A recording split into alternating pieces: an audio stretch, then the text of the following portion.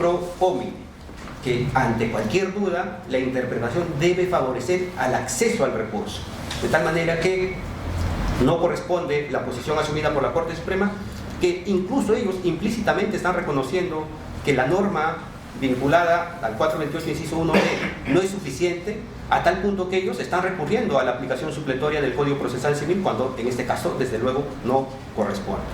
Entonces, esta práctica judicial lo que está realizando es una restricción indebida del acceso a la Corte Suprema y, como he indicado, está vulnerando derechos fundamentales, que en concreto es el derecho al acceso a la Corte Suprema a través del derecho al recurso de carácter legal y con ello del derecho a la tutela judicial efectiva.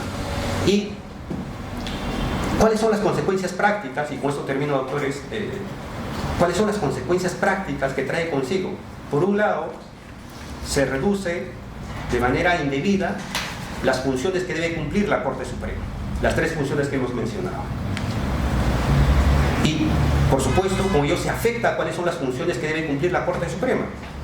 Pero además, lo que está generando es, en buena cuenta, que este problema lo traslade a la justicia constitucional.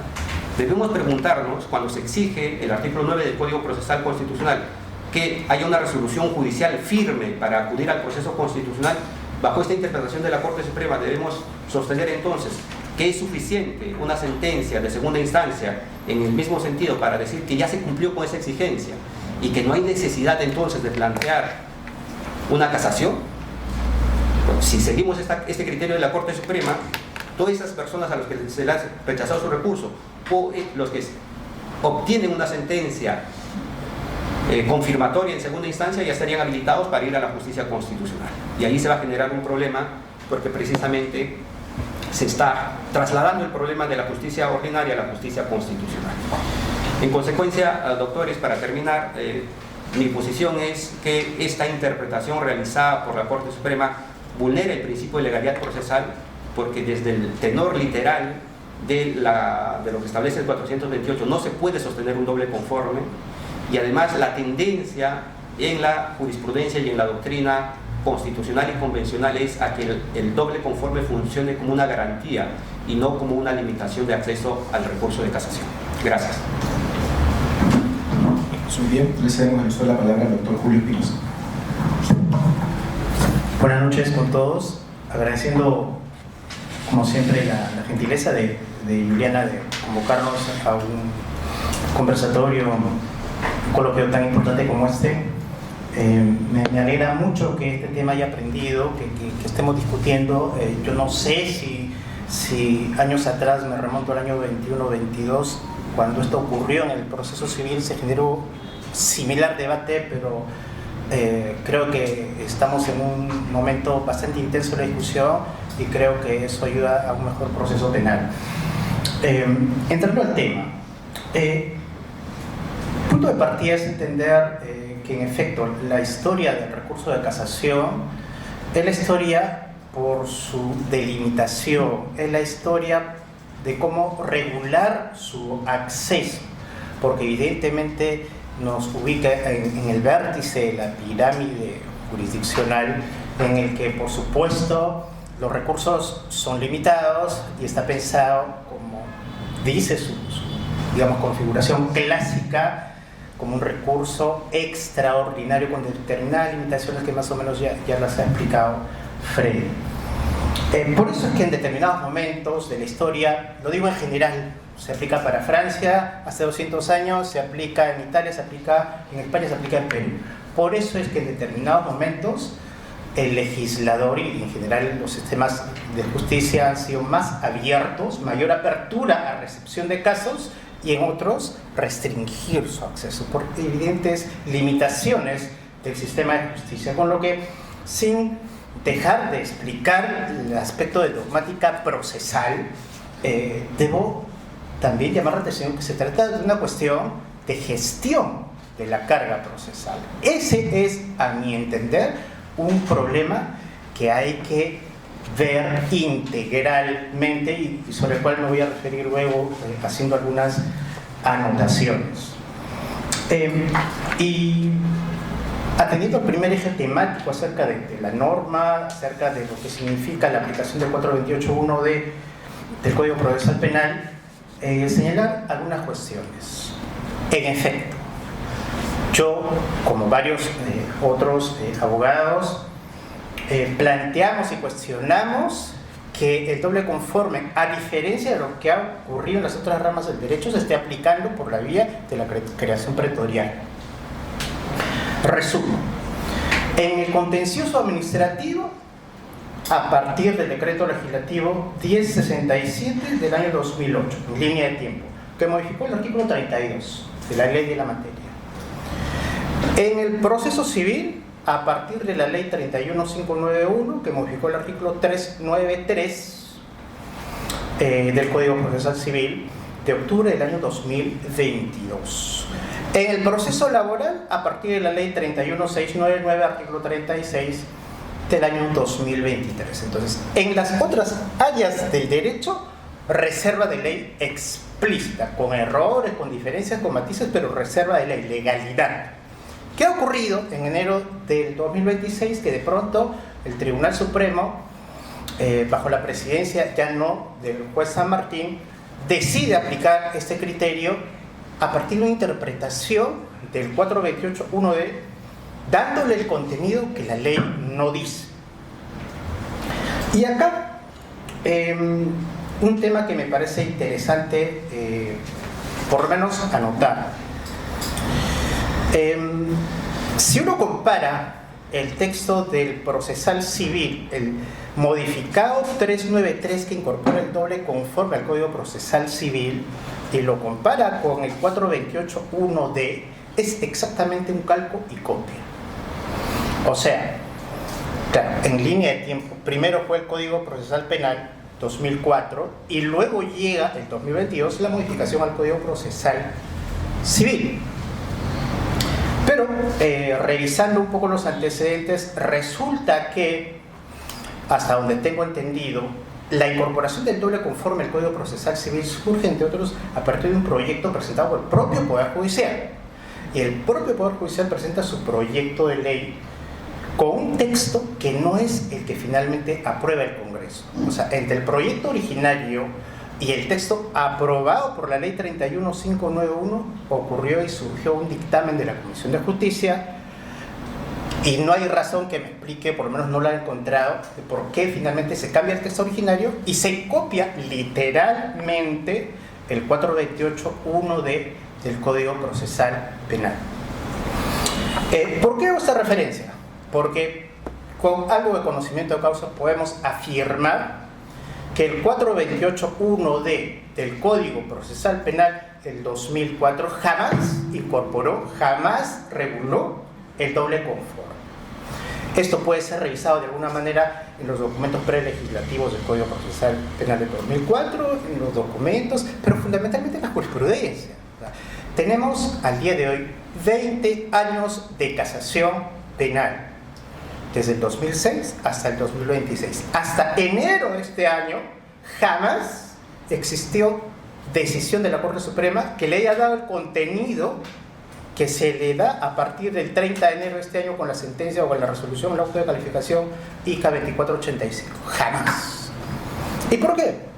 Sin ánimo de personalizar el tema, porque pareciera pues que sale el juez César San Martín de la Corte Suprema y cambian los esquemas de razonamiento en la Corte. Que por cierto, cuando hablamos de Corte, hablamos de una sola sala, como sabemos, la sala permanente. En lo civil funcionará de otro modo. En lo penal al día de hoy, solamente una sala para ver casación. Lo que me recuerda lo que decía el profesor Damasca. La música en el derecho cambia, por así decirlo, cuando los instrumentos y sus intérpretes ya no son los mismos, ¿no? Pero no se trata de eso, ¿no? Por eso nuestra crítica. Podemos discutir, digamos, dogmáticamente los elementos, la naturaleza, la función, las limitaciones del doble conforme. Pero el punto de partida es principio de reserva de ley, que en este caso no existe. En segundo lugar,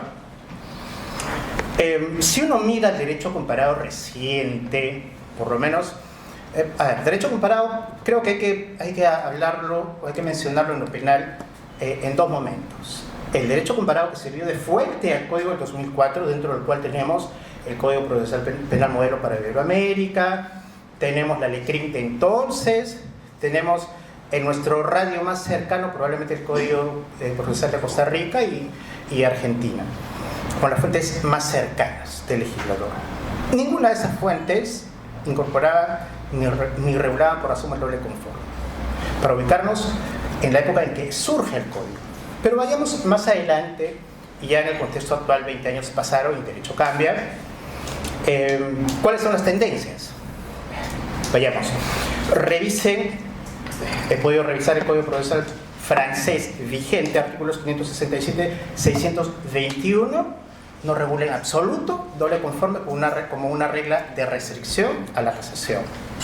He revisado la LECRIM en su última versión, su última modificación a partir de la Ley 41/2015, del 5 de octubre del 2015, y lejos de restringir la casación penal, por cierto, más bien establece pautas para su mayor acceso. Casi literalmente la norma dice generar el mayor acceso a la casación. La única restricción que ponen, por ejemplo, es decir que podrá declararse la inadmisión de la casación cuando se establezca que el recurso no genera o no contiene o no comunica interés casacional.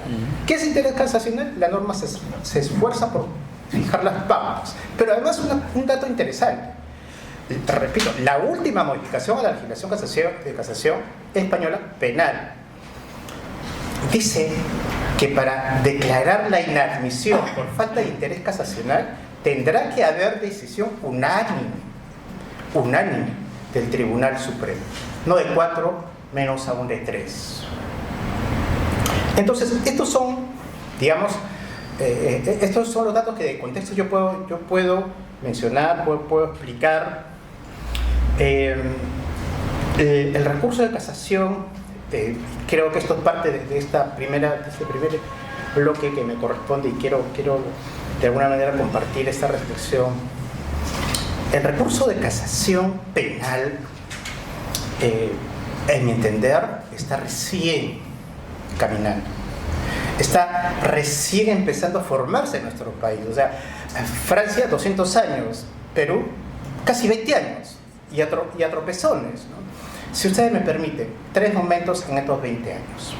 Primera fase del 2006 al 2012, una primera fase de aprendizaje, porque todos los operadores, desde jueces, fiscales, abogados, salíamos pensando en el recurso de nulidad. O sea, nuestro esquema de razonamiento, nuestra forma de construir el recurso ante la Corte Suprema era el del recurso de nulidad.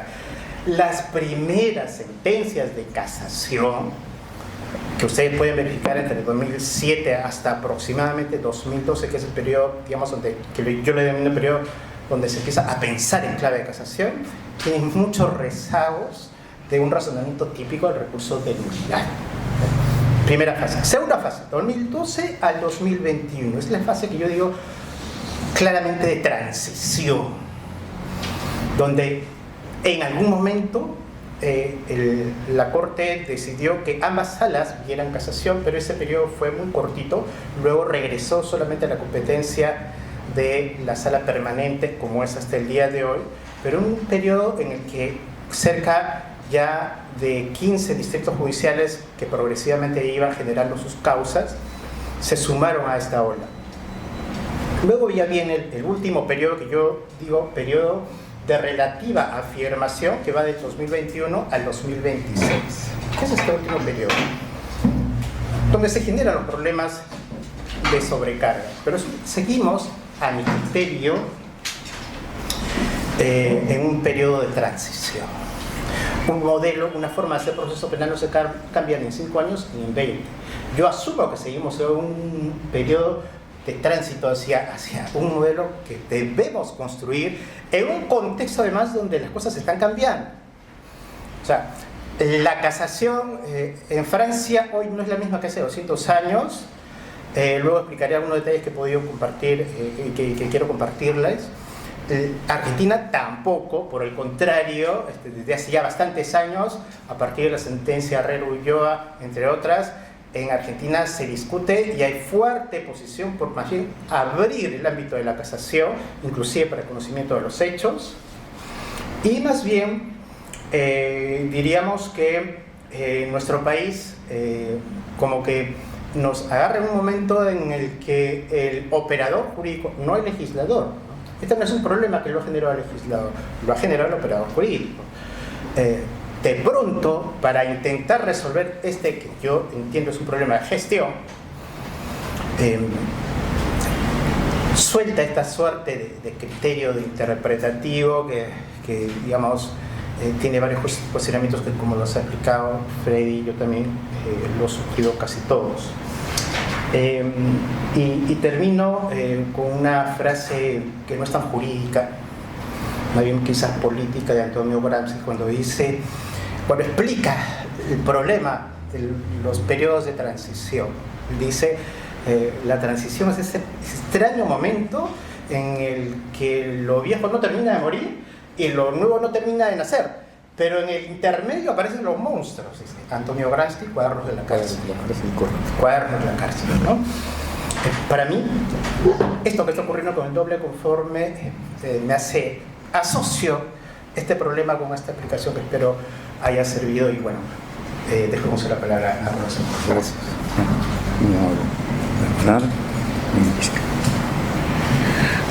Muchas gracias a mis colegas, muchas gracias Yuli por la invitación. Coloco encima de la mesa la invitación, lo que implica que absolutamente cualquier tipo de responsabilidad que pueda salir de lo que yo diga, de ruego se le imputen a ella, ¿ya? No.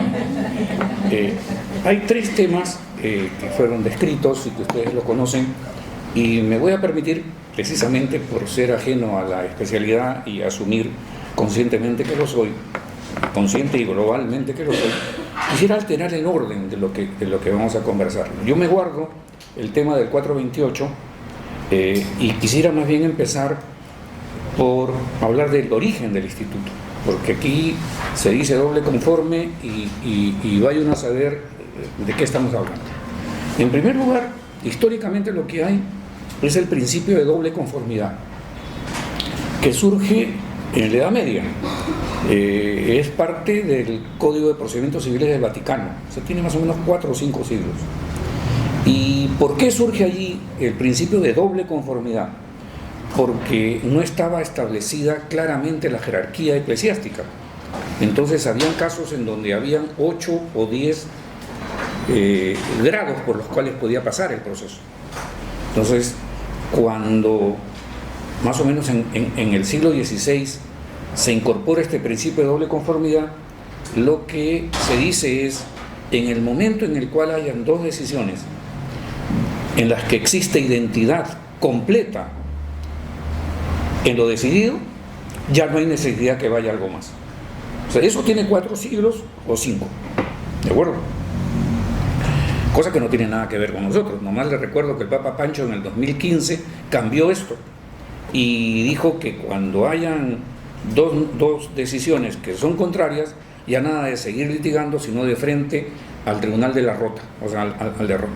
Lo que pasa es que acá es bien difícil hablar de eso, pero hasta el año 28 lo que importaba en el Perú era el matrimonio religioso. El matrimonio civil era una excentricidad, no sé si se dan cuenta. Entonces, eso que ustedes están viendo como algo exótico era lo regular, que el tema del derecho eclesiástico era fuerte. Habían especialistas en el siglo XIX peruano en derecho eclesiástico, así uno se ganaba la vida.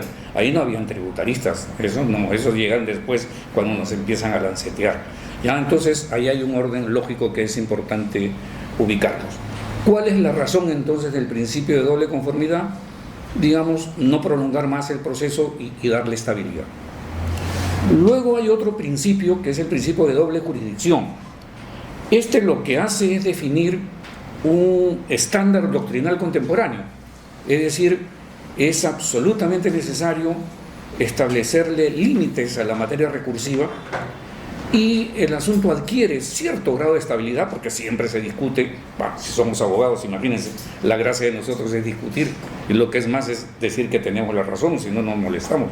Entonces, lo que es una gran discusión en torno a cuánto debe durar este proceso. Entonces, el doble grado de jurisdicción lo que dice es, hay que establecer la existencia de 2 órganos de grado y un órgano de cierre. ¿Cuál es la gracia? Que en un órgano de grado se discute hecho y derecho, y en un órgano de cierre solo derecho. Entonces, eso más o menos ha adquirido estabilidad en los últimos 60 años en el derecho contemporáneo, con variantes. El Tribunal de Casación es una opción. Cuando uno habla del precedente, está hablando de otra opción. Cuando uno habla del Tribunal de Tercera Instancia, propio del derecho germánico, ya obviamente superado hace 70 años, es otra institución. O sea, no es que se llega a la Suprema con casación. O sea, no todos los órganos de cierre son Corte de Casación, es lo que quiero decir, porque si no alteramos el orden lógico y queremos que toda Suprema se acomode a la casación. Eso no está bien. Entonces, la finalidad del principio de doble grado de jurisdicción es simplemente darle estructura, darle organización al sistema. Eso es todo. Y luego hay un tercer tema que no es principio, es la técnica del doble conforme. No es principio, no adquiere esa calidad. ¿Por qué? Porque es un tema absolutamente metodológico. ¿Cuál es el fin del doble conforme? ¿Cuál es el fin? Simplemente reducir el número de casos que llegan a un órgano de cierre. Por eso es una técnica, pues, es una técnica de aceleración. Así se le conoce en doctrina. Entonces, ¿qué es lo que empieza a imaginarse? Hay que tener un control en el acceso a la Suprema, porque regularmente los órganos de cierre tienen una finalidad extraprocesal, es decir, intentar generar tendencias que permitan contemporizar la norma legal hecha hace 30, 40, 50 años con los problemas actuales que vive la sociedad. Entonces ese criterio estabilizador solamente va a poder funcionar cuando se tenga cierto número de casos al año. Les cuento, porque me traje el papelito para que vean que esto es verdad, que en Estados Unidos, donde tomaron en serio esto del órgano de cierre, ellos empiezan su año el 1 de octubre, no como nosotros el 2 de enero, que César San Martín habla, no. Ellos empiezan el 1 de octubre. Entonces, en el año 2021 han tenido 4.208 casos certiorarios presentados y solo han aceptado 66. O sea, la Corte Suprema Americana, así como nosotros entre civil, penal tenemos como 80.000 al año, ellos han tenido 66. O sea, alguien tiene que estar loco, ellos o nosotros. En el año 22 han tenido 4.106 y esos son certiorarios, o sea, pedidos de que la Suprema lo vea. Solamente se aceptaron 58. ¿Por qué? Porque si la Corte Suprema va a establecer precedente, me refiero al common law, y nosotros decimos que nuestra Corte Suprema debe realizar algún tipo de estándar, ya no decir precedente, porque es exactamente por meternos con información ajena, terminamos desvirtuando todo. Para tener precedente hay que tener una formación universitaria distinta. Los primeros años de un abogado tienen que empezar con método de casos, y el método de casos nosotros lo tenemos hacia el final, le decimos seminario cuando los chicos están yendo. Es decir, esto es demencial, pero esto no es mi tema de hoy, así que yo no quisiera seguirlo hablando. La idea es que esta técnica sirve para eso. Es una técnica bien reciente, porque ese acoso en los sistemas del civil law no ha sido acometido hace eso de los casos de los órganos de cierre. Yo estuve en 3 comisiones de casación, una presidida por César, otra por Walde y otra ya no sé por qué. El caso es que hubieron papeles que se trabajaron y que se dejaron allí. Un día, y hay un amigo que conoce esto porque se acuerda perfectamente, podría ser, me refiero a octubre del 22, cuando salió esa monstruosidad que es ese capítulo de casación nuestro, que realmente, si un estudiante de teoría impugnatoria de mi salón me hiciera ese capítulo, yo le pongo 0. Y le digo que se dedica a la ingeniería, a cualquier cosa. Es demasiado malo. Eso no tiene lógica, no tiene sentido. No hay una visión de lo que se quiere con el recurso. Simplemente gente que llegó al Congreso, sea para asegurar que Acuña siga con el negocio, qué sé yo. Entonces, si de repente encuentran allí proyectos y dicen hay que armar el muñeco. Entonces, no voy a citar a esas personas, pero hay también profesores universitarios de proceso civil que fueron invitados y dijeron que bien, qué bueno. Claro, porque son congresistas, después se les puede pedir un favor, así que no está mal nunca estar con el poder, ¿no? Si es que uno puede dormir bien, pues hay que estar cerca de ellos. Si no, lo razonable es tomarse una pastilla y ponerse a miles de kilómetros, porque ya sabemos lo que eso pasa. Entonces, lo que hicieron es pegar el tema, y ahí estaba el doble conforme. Y yo nunca lo voy a olvidar porque, perdonen este tema personal, porque lo gesté, porque lo propuse. Pero ¿qué dije?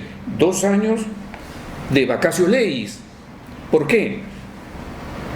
No sé si se acordará serio, pero yo le dije en la comisión, en este momento el 99% de las decisiones de segundo grado, o sea, de nuestras salas superiores, son impugnadas.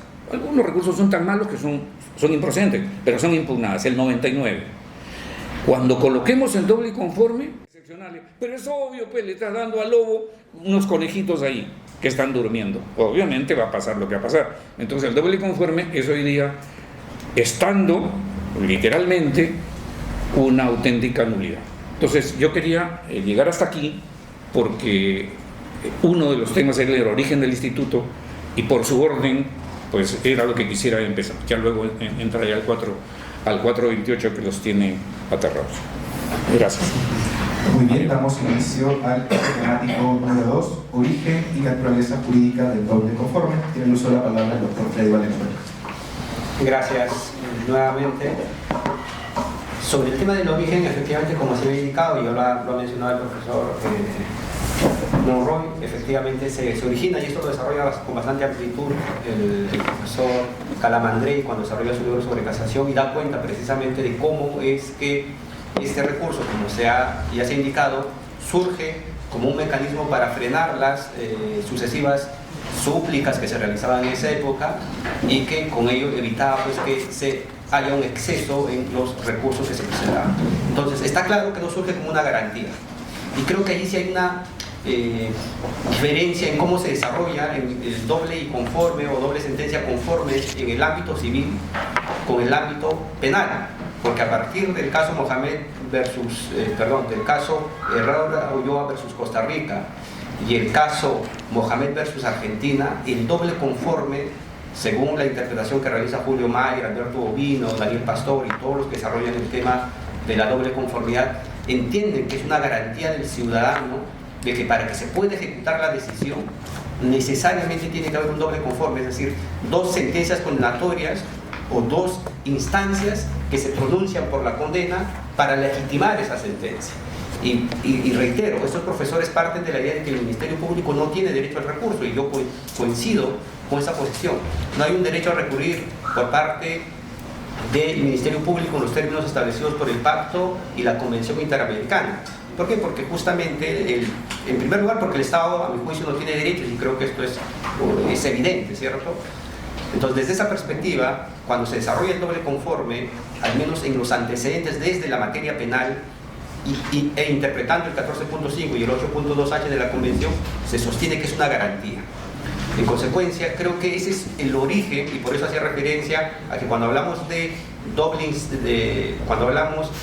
conforme debemos entenderlo desde 2 perspectivas, como un mecanismo para impedir el acceso a los altos tribunales y como una garantía del ciudadano.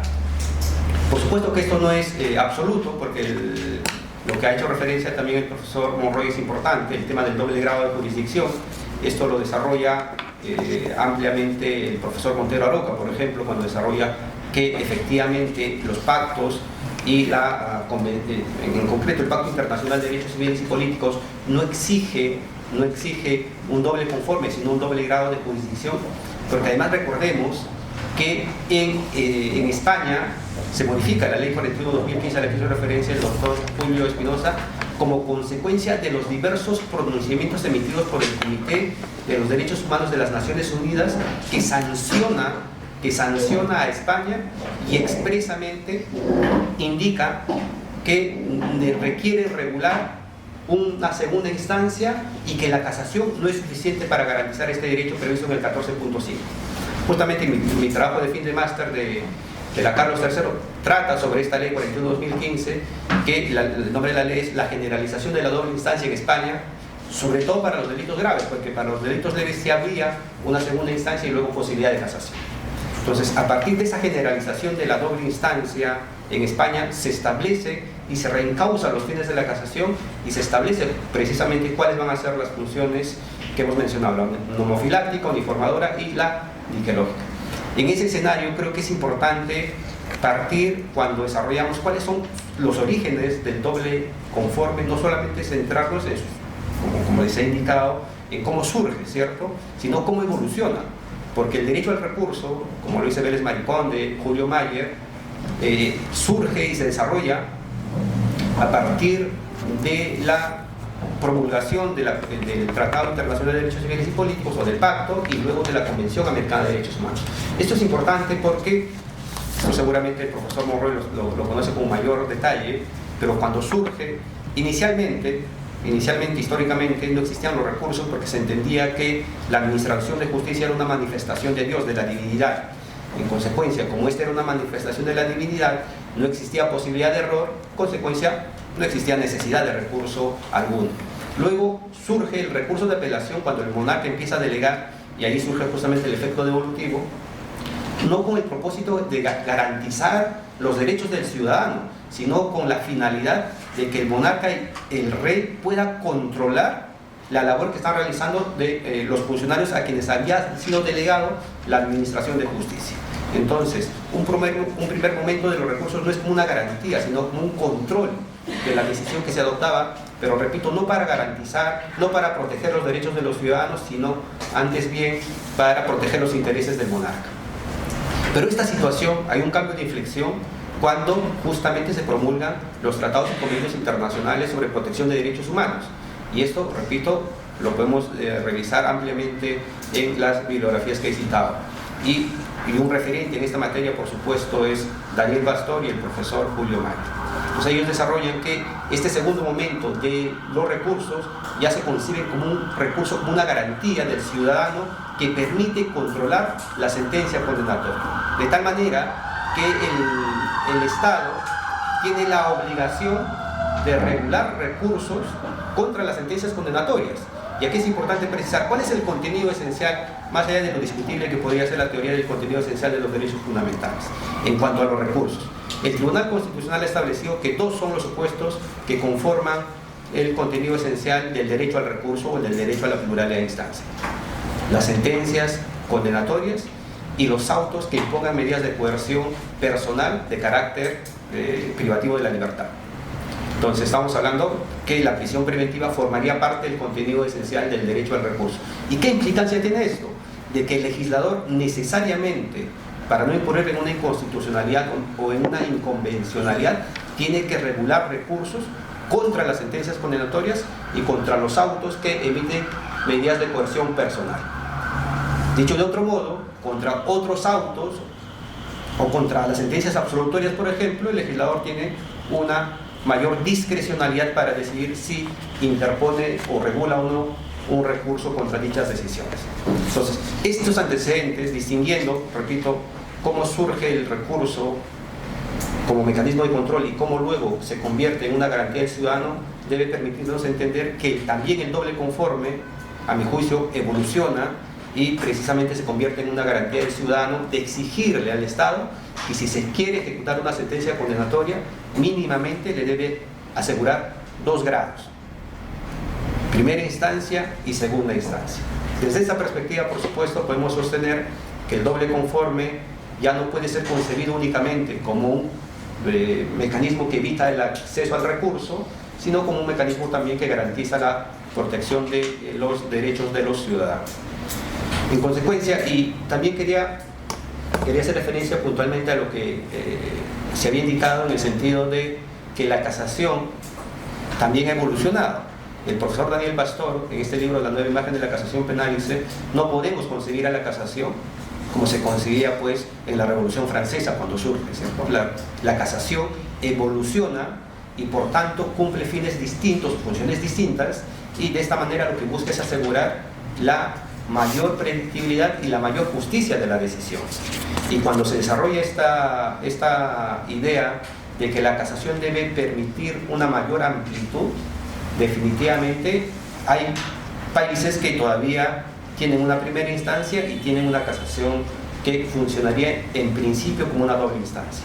Sin embargo, repito, es importante mencionar los antecedentes del caso Herrera Ulloa versus Costa Rica. En Costa Rica existía primera instancia y luego un recurso de casación.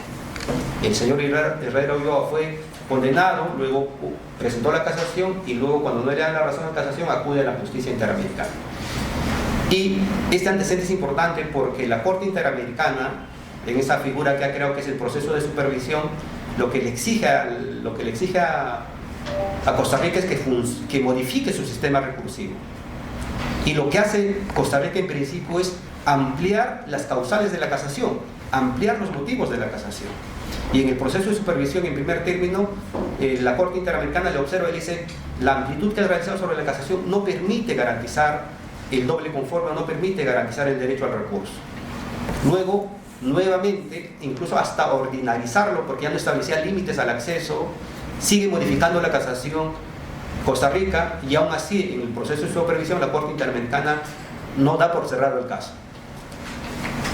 Costa Rica tuvo que crear una segunda instancia necesariamente para que la Corte en ese proceso de supervisión dijera: ahora sí has cumplido con los términos establecidos en nuestra sentencia. En consecuencia, esta exigencia de que haya doble conforme en materia penal es sumamente importante, porque es la línea jurisprudencial de la Corte Interamericana y es la línea jurisprudencial además del Pacto Internacional de Derechos Civiles y Políticos. Es cierto, varios países que se han adscrito al Pacto Internacional de Derechos Civiles y Políticos hicieron esta reserva, ¿no? Por ejemplo, Alemania es un ejemplo de que efectivamente hicieron una reserva en el sentido de que sí es posible condenar en segunda instancia y que contra esa decisión, por tanto, ya no es necesario interponer un recurso ordinario. Pero España no hizo esa reserva. Por eso es que España, en esa ley 41/2015, establece expresamente que está prohibido la condena en el absuelto. En España, a partir de la ley 41/2015, no se puede condenar al absuelto. Se ha adoptado una regulación similar a la que había en el Código de Procedimientos Penales. Cuando se impugna una sentencia absolutoria, lo único que se puede hacer es nulificar, declarar la nulidad de esa sentencia absolutoria para que se pueda hacer un nuevo juicio. En el Perú la posición ha sido distinta. Se ha creado una tercera instancia, ¿cierto? Existe la condena del absuelto, pero ese ciudadano que es condenado por primera vez en segunda instancia tiene derecho a interponer un recurso ordinario. Y ahí ya no sé cómo se organiza la Corte Suprema, seguramente el doctor Julio conoce si algún caso en el que se ha condenado en segunda instancia por primera vez, ha interpuesto un recurso ordinario, que sería el de apelación, y luego todavía tenía la oportunidad de presentar una nueva casación. Entonces, todo eso se ha generado justamente porque el doble conforme está desarrollándose en la doctrina y en la jurisprudencia, no ya como un mecanismo para evitar el acceso, sino como una garantía para el ciudadano. Eso es todo, gracias.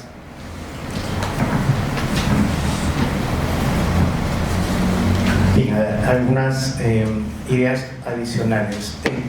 Creo que va quedando bastante meridianamente ya claro estas interrogantes. ¿Qué es el doble conforme y qué no es el doble conforme? Entonces, cuando explicado por Frey y por el doctor Monroy, queda claro que el doble conforme históricamente y actualmente también debe entenderse como un principio de ejecución, como un principio que garantiza la ejecución válida de una sentencia.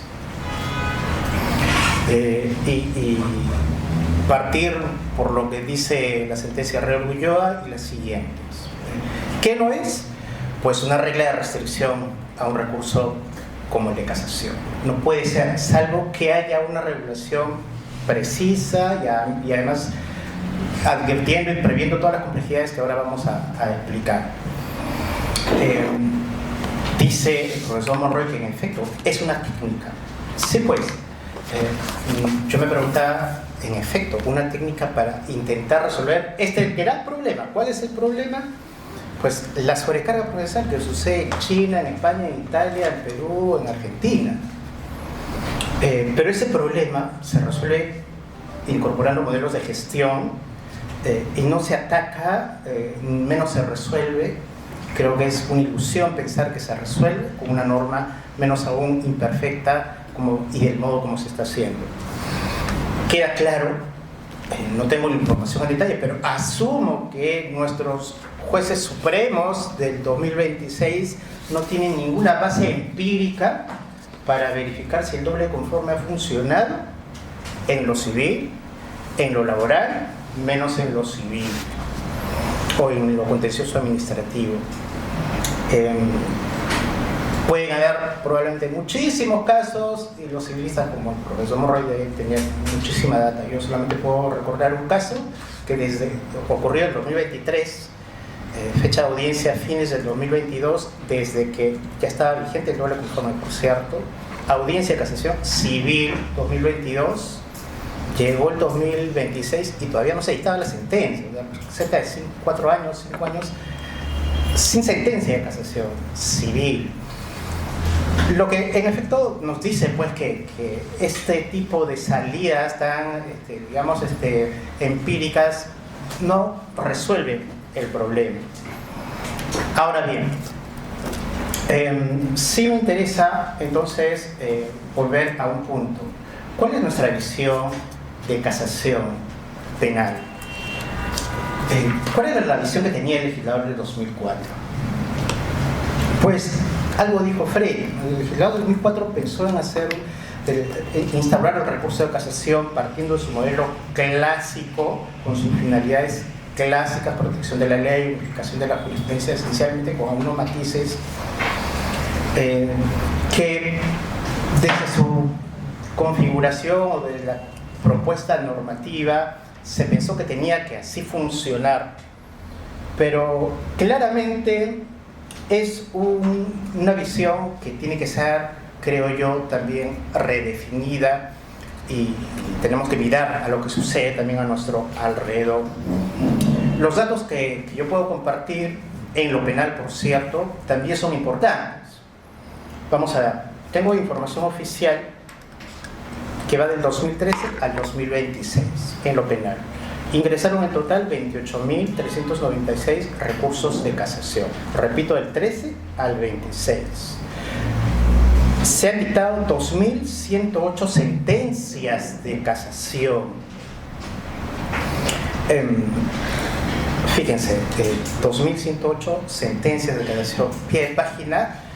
Me hizo recordar cuando vi estos datos una anécdota cuando ejercía alguna vez docencia en alguna universidad en posgrado y los alumnos, me voy al 2012 más o menos, preguntaban como siempre, ¿qué tema me proponen para la tesis de maestría? Y yo a muchos les dije, señores, tienen la oportunidad de hacer una investigación de campo sobre la casación en el Perú, y hoy 2002 ustedes podrán hacer su tesis no con una muestra, sino con el universo completo de sentencias, porque en el 2012 no habían ni 150 sentencias. 2012, fíjense, al día de hoy se han dictado 2.108 sentencias de casación y están pendientes entre el año 2023 y el año 2026, pendientes de resolverse en la Corte, 11.458 casos, producto de que obviamente la carga se ha incrementado por todo lo que ya conocemos. Sobre el doble conforme, alguna data que creo también es interesante conocerla, repensar. Desde el 30 de enero de este año, que se dictó el primer fallo 2485-23 ICA, al 26 de febrero, que es las resoluciones de inadmisión aplicando doble conforme, se han dictado en total 18 autos que rechazan la casación penal por doble conforme el día de hoy. Todos son recursos del imputado, ninguno del Ministerio Público. En 5 de esos casos, en el que se denegó aplicando el doble conforme el acceso a la Corte Suprema, en 5 de esos casos, las Cortes Superiores de provincias, por cierto, la mayoría de esos casos, de los 5, impusieron pena de cadena perpetua. Y en otros 5 impusieron penas de 20 o más años de privación de libertad, o sea, casos graves. Y aquí precisamente radica otro componente que le da complejidad a lo penal. Probablemente en lo civil también existan elementos para discutir la complejidad y la importancia de analizar esta institución, de analizar este problema. Pero en el ámbito penal nos jugamos casi la vida. Casi la vida. O sea, estamos constatando cómo, en buena cuenta, órganos de 3 jueces, o sea, los que resuelven en apelación, ponen punto final a la imposición de la cadena perpetua en el país. Y creo que eso no hace sentido. Y a eso agregar algunos elementos que yo quiero también anotar. Es fundamental discutir mi primera actitud de crítica hacia este tema es la que estoy explicando, y en otros espacios también los he venido de alguna manera planteando. Pero claro, hay un problema de fondo que hay que trabajar, que hay que atender: la sobrecarga procesal, porque si una regla de experiencia nos dice, a menos recursos, mejores sentencias, por lo menos en la teoría. Entonces hay un problema de gestión que atender, pero aplicar, incorporar la técnica, el doble conforme, implica varios otros elementos que en lo penal, creo yo, no hay que perderlos de vista. Se discutía, y en efecto muchas voces dijeron que cuando se aplicó, cuando se aprueba y entra en vigencia de modo abrupto en octubre del 22 el texto del Código Procesal Civil, sostenían, por supuesto, que tenía que haber una vacatio legis. Si eventualmente esta tendría que ser una discusión, hay muchas razones para que eso deba considerarse en líneas generales, ¿no? Pero si ocurriera en lo penal, yo creo que hay 3 razones adicionales que tienen que tenerse presentes. Primera razón adicional: ¿quién aplica el doble conforme en nuestros casos penales que nos queda claro la gravedad que implica? ¿Quién la aplica? ¿Solo la Corte Suprema, o también lo debe aplicar el tribunal que dicta la resolución de vista, la sentencia, el Tribunal de Apelaciones? ¿Quién es el encargado en el ámbito penal a ponerle ese punto final al caso, a partir de una decisión de inadmisión? Yo creo que solo la Corte Suprema. Dicho en otras palabras, si tendría que construirse un modelo, empezarse a pensar a futuro, digo, no podría un Tribunal Superior de Apelaciones declarar inadmisible el recurso de casación aplicando esta técnica, sino elevar, y que sea la Corte Suprema la que analice si corresponde o no corresponde. Segunda cuestión adicional: ¿están preparadas las salas superiores para identificar casos de casación excepcional y determinar que hay o no interés casacional? ¿Tienen la información suficiente para poder definir cuáles son las grandes líneas o tendencias jurisprudenciales que deben aplicarse? ¿O ese es un conocimiento que más bien, por la propia práctica y la experiencia, está reservado a la Corte Suprema? Tercer punto, y algo que creo vale la pena comentar, y ojalá no ocurra en estos casos que estamos comentando: el doble conforme implica conlleva la emisión de un auto de inadmisión. En lo penal, el 430.6 dice que para decretar en un auto de calificación la inadmisión de un recurso de 5 jueces supremos bastan 3 votos. Texto del 430.6. Hasta el día de hoy, en las 18 resoluciones que se han dictado por el doble conforme en materia penal, se han dictado por unanimidad. Espero que no se llegue al punto absoluto, ya sería muy crítico que empiecen a aplicarla con solo 3 votos porque la ley lo autoriza. Entonces, ese es un punto que por supuesto hay que atender, hay que pensar, que por supuesto nuestros jueces supremos de enero 26 hasta ahora probablemente no se lo han planteado. Y hoy, de alguna manera, terminando esta otra parte, con una reflexión que también creo que es parte del, digamos, del sustrato de la naturaleza de lo que estamos definiendo, que es lo que corresponde a los ejes temáticos de discusión. Y lanzo la pregunta, me atrevo a dar una respuesta también. ¿Existe el derecho fundamental a la casación? Porque digamos que todo este debate se plantea en términos de que se cierra el acceso a la Corte Suprema. Vuelvo a hacerle la pregunta. ¿Existe el derecho fundamental a la casación? Pues mi respuesta sería, creo que un poco amplio explicarlo, lo conversaremos si ustedes gustan. Mayores luces obviamente nos puede dar el profesor Monroy, Frei Valenzuela. No existe en mi lectura el derecho a la casación, porque el contenido esencial del derecho al recurso, ya así definido en los últimos años,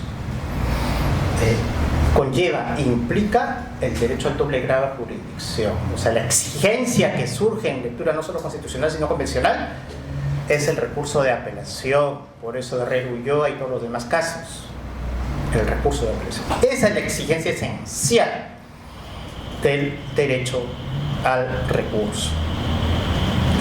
Sin embargo, lo que sí es un derecho fundamental es el de legalidad procesal. Y lo que también se deriva del principio de legalidad procesal y recursal es que todas las reglas de restricción de los recursos, esto sí en general aplicable a la apelación como a la casación, están sometidos al imperio de la ley. Una ley expresa y una ley cierta y una ley también, digamos, precisa, que no es lo que contiene el 428.1 por lo que he explicado. Entonces, sin perjuicio de entender que no existe un derecho fundamental a la casación, yo sí considero que este modo de limitar su acceso transgrede la legalidad procesal en los términos que he explicado, y espero que esto pueda de alguna manera seguir generando algunos comentarios y discusión. Eso es todo. Gracias. Listo, como en la primera intervención me quedó un cachito, yo quisiera regresar un poco a partir, curiosamente, de lo expresado por Julio César, que me parece de la mayor importancia. Yo les contaba el tema de cómo un país tan inmenso, este imperio, es capaz de tener una Corte Suprema con 70, 80 casos al año. Y claro, la respuesta es el certiorari, que implica que el acceso no es un acceso procesal, sino administrativo, y por lo tanto la Corte decide. Por eso es que recibe 4.000, 5.000 certiorarios y dice: me quedo con 60 porque son aquellos con los cuales yo puedo construir derecho de futuro, y se acabó. No que yo voy a impugnar la improcedencia, ándate al río, no, eso no existe, simplemente allí se acabó.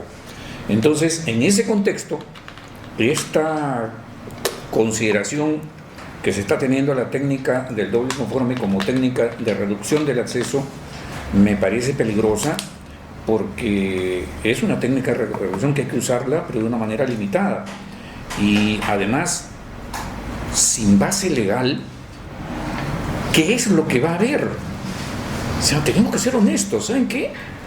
A mi amigo Pedro sí le doy, y obviamente Isabel, a quien le tengo cólera, no. Si en civil es inconcebible, yo no conozco su tema penal, nada, no lo conozco, pero ¿saben que no puedo imaginar un doble inconforme sin base legal? Porque esto que voy a hablar de este artículo, ese puede contener todo, la Biblia incluida, pero no doble conforme, eso se los aseguro, eso no tiene nada que ver. Pero si hablamos, para terminar el tema anterior, de algún tipo de actividad que hay que realizar para una reforma que importe tener una Corte Suprema valiosa, de calidad, que enseñe, que uniforme, que oriente, es ver cómo se trabajan las reformas hacia abajo, es decir, en los jueces de primer grado y en las salas. A mí no me gusta usar la palabra instancia, yo prefiero grado, porque además está referido confusamente a hecho y derecho, pero no de la manera como se debiera, además tiene 2 siglos de atraso. Pero yo les cuento, miren, otra vez con datos, estos son, este no sé qué universidad es, pero este es de Cornell, con certeza. En sede civil, no de ustedes, pero algo importa, además no creo que sea tan lejos. El 10.9, o sea, el 11% de las sentencias de primer grado en sede civil en Estados Unidos son apeladas, el 11%. En el Perú el 99 y fracción, en sede civil, no sé cómo andan ustedes, pero es lo nuestro. Y eso sí me parece extraordinario, de ese 11 o 10, vamos a decir, de ese 10% que es apelado, el 7.6 es revocado. Entonces de cada 1 millón se apelan 100 y se revocan 7.000, o sea, 7.000 de cada millón. ¿Qué significa? Que todo lo que importa se juega en primer y segundo grado. El otro está enseñado porque es el gran maestro, sabe mucho, 40 años y que se queda y después si quiere 300 años que se quede, para que de vez en cuando vea algo y a ver si dice algo decente. Pero no, nosotros al revés. Esta concepción jerárquica muy hispánica nuestra, hemos invertido la concepción de lo importante y ahora resulta que lo importante está arriba. Jamás he pensado eso, pero toda la información que uno encuentra le da la razón. ¿Qué diablos hace uno mirando hacia allá cuando las cosas se están jugando acá? Cuando uno lo mete, perdón, yo me meto en sede penal sin saber, cuando uno lo mete en preso abajo, no lo meten preso arriba, dicen sí, está bien que vaya preso Monroy, pero abajo es donde ya yo estoy en el Urigancho, ¿cierto? Entonces, no sé cómo les funcione, pero a mí me parece terrible andar mirando en sitios que no son exactamente los que deberíamos. Ahora sí voy a este comentario exegético de este 428.1.d y empiezo por las categorías procesales. Y aquí sí me van a tener que disculpar, no sé si aquí hay algún autor del Código Procesal Penal, ojalá que no, pero si lo hay, sabrá que sigue siendo mi amigo, que lo quiero y que no ha pasado absolutamente nada. No lo sé, no sé si hay. Tú no has estado, hermano, ¿no? A su izquierda. No. Pero yo sí me parece importante que se llama teoría de la cuestión procesal, en derecho procesal contemporáneo, civil, penal, administrativo, en lo que sea. Pero las respuestas judiciales tienen que ser uniformes. Uno no puede dispararse. Este artículo tiene como sumilla desestimación. Yo desestimo a una persona, o sea, no le tengo estima. ¿Y qué diablos tiene que ver eso con proceso? Cuando un acto procesal tiene falencias subsanables, es inadmisible. Cuando un acto procesal tiene falencias que no se pueden solventar, es improcedente. Cuando un acto procesal resuelve el mérito de lo pedido, es fundado o infundado. Cuando un juez tiene que declarar la nulidad, pero en el camino hay actos que son inexistentes, pero que no padecen el vicio, es insubsistente. Hay 3, es la teoría de la cuestión, pero no me voy a alargar a decirla toda, ¿no? He dicho cosas tontas, pero que importan, porque acá veo desestimación y acá veo dice que se declara la inadmisibilidad. Está diciendo improcedencia, porque lo está mandando al diablo para siempre. Entonces no es inadmisible. O sea, ¿cómo se pueden sentar a hacer un código y no tener las categorías procesales establecidas? Eso me parece, con todo respeto, una vergüenza. Eso no debe pasar y pasa aquí entre nosotros. Eso es sobre categorías procesales. Y sobre técnica legislativa, si uno está diseñando un sistema de recursos, entonces, ¿qué cosa es lo que hay que regular? La procedencia.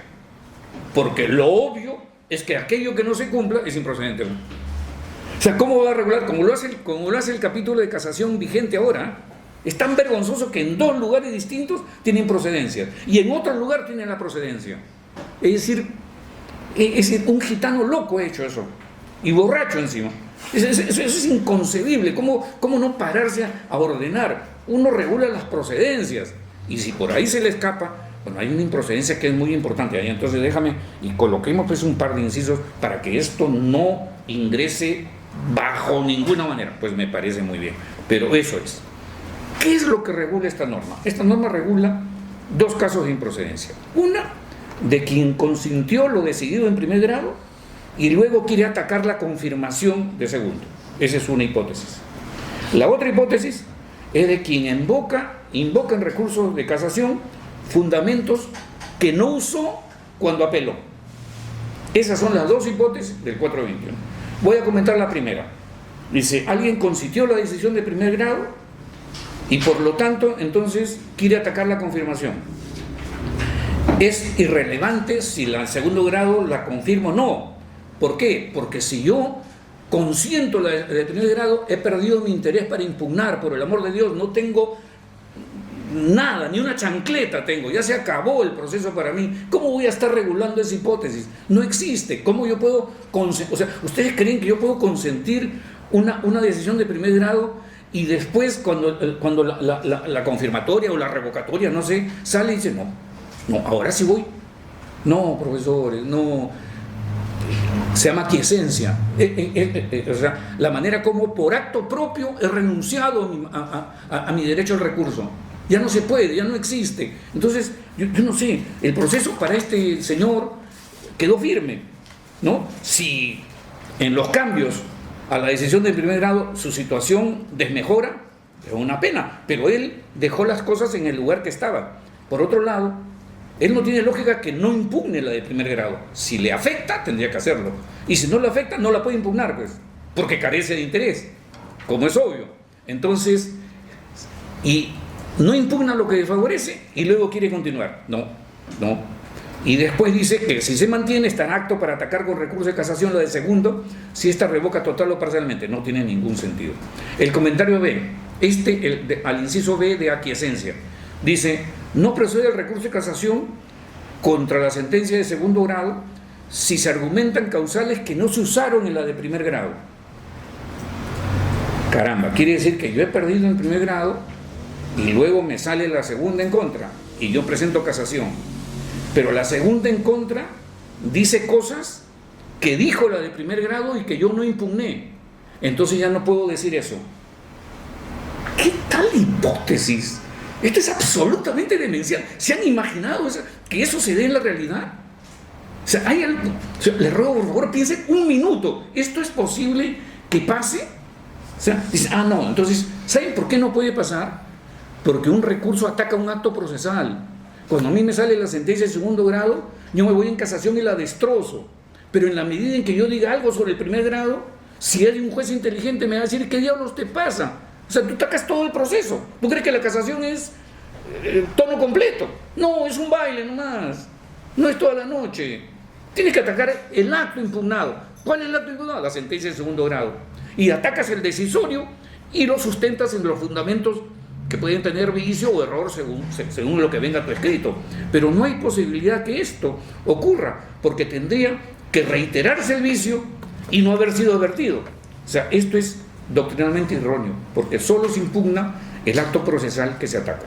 Yo tengo la impresión que lo que ha ocurrido con este artículo 428.1d es que se ha producido un sesgo cognitivo. ¿Y cuál es el sesgo cognitivo? Es que parece que en algún lugar de nuestro inconsciente, todos somos estudiantes de Derecho y ojalá nunca dejemos de serlo, estudiantes de Derecho, querido Arsenio, un chiquillo como tú. Entonces, este estudiante de Derecho tiene un sesgo cognitivo que le hace daño. Y es la siguiente: creer que un enunciado normativo está bien hecho y simplemente hay que encontrarle sentido. Por el amor de Dios, doctores, hay enunciados normativos que son basura, pero químicamente pura. Entonces hay cosas, si ustedes quieren que en este 428.1d diga algo de doble y conforme, entonces están queriendo sacar fruta de la basura, porque no la contiene, porque no hay manera que esto pueda dar para doble conforme, pero no hay manera, no hay ninguna exquisitez. Y en segundo lugar, como es una técnica de reducción de acceso, por lo tanto es una técnica limitativa del derecho a impugnar, que no es constitucional, pero esa es mi última parte, que no es constitucional, en eso estoy totalmente de acuerdo con Julio César, no es, pero eso es otro tema. Entonces no puede en modo alguno ser entendido que está. Yo me gustaría, yo no los conozco estos honorables jueces, yo he leído las sentencias, las he leído, me las pasó Yuli, y yo dije, no, pues acá, y después decía, no, pues esta gente ha estado bebiendo, esta gente no, esto no puede haberlo dicho, pero no, parece que es en serio, claro, porque el tema es el siguiente: hay alguien que grita y que dice, hay que reducir el ingreso, ya, entonces ¿qué se hace? Ya, hay que tirar todo, ya hay que tirarlo todo, bueno. No, me parece bien. Me parece bien. Si esa es la idea, es como ir a un hospital y dice, ¿por qué va a haber tanto enfermo acá? Cuando uno con una ametralladora le pega una rociada y ya bajan pues los enfermos, porque ya quedan menos. ¿Sí? Eso es el 428. ¿No?